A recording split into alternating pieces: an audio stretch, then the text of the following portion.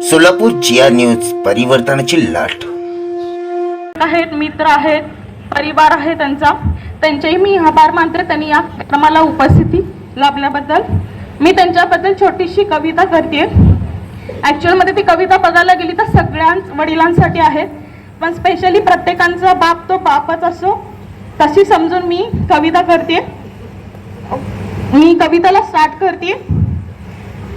संसाराचा गाडा चालवत सगळ्यांच्या गरजा भागवतो. संसाराचा गाडा चालवत सगळ्यांच्या गरजा भागवतो. झडतो सतत सगळ्यांसाठी, सगळ्यांच्या इच्छा पूर्ण करतो.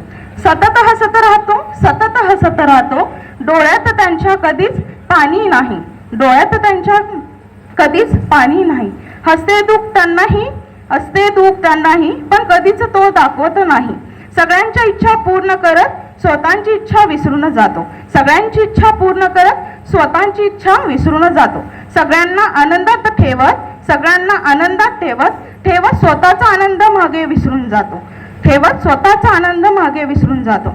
लेक असते लाडकी त्याची, लेक असते लाडकी त्याची, तिच्या सुखासाठी नेहमी धडपडत असतो. तिच्या सुखासाठी नेहमी धडपडत असतो.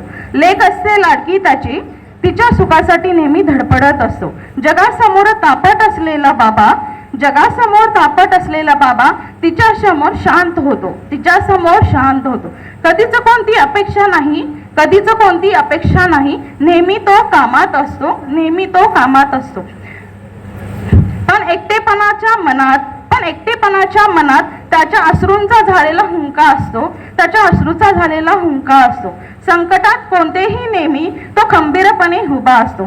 संकटात कोणत्याही नेहमी तो खंबीरपणे उभा असतो. घरासाठी सगळ्या तो खूप मोठा आधार असतो. कितीही तापट असला तरीही सगळ्यांना तो हवा असतो. कितीही तापट असला तरी तो सगळ्यांना हवा असतो. कारण हृदयात त्याच्या नेहमी प्रेमाचा थंडगार वारा असतो. हृदयात त्याच्या थंडगार वारा असतो. कोणत्याही प्रसंगी लढायला तो नेहमी तयार असतो. तो नेहमी तयार असतो. म्हणूनच तर बाबा हा सगळ्यांचा सुपरमॅन असतो. म्हणूनच तर हा बाबा सगळ्यांचा सुपरमॅन असतो. असा असतो बाबा, असा असतो बाबा. तो कधीच लवकर उमजत नाही, तो कधीच लवकर उमजत नाही. बाबा विना आयुष्य कधीच पूर्ण होत नाही. ही छोटीशी कविता मी माझ्या वडिलांना अर्पण केलेली आहे. त्यांचे कष्ट खूप आहेत. आम्ही स्वतःहून डोळ्यांनी त्यांना पाहिलेलं आहे. मध्ये त्यांचा काळ सुद्धा खडतर होता, ते सुद्धा आम्ही पाहिलेलं आहे. ते सगळं करून त्यांनी आम्हाला एवढं मोठं कष्ट केलेलं आहे. आज मी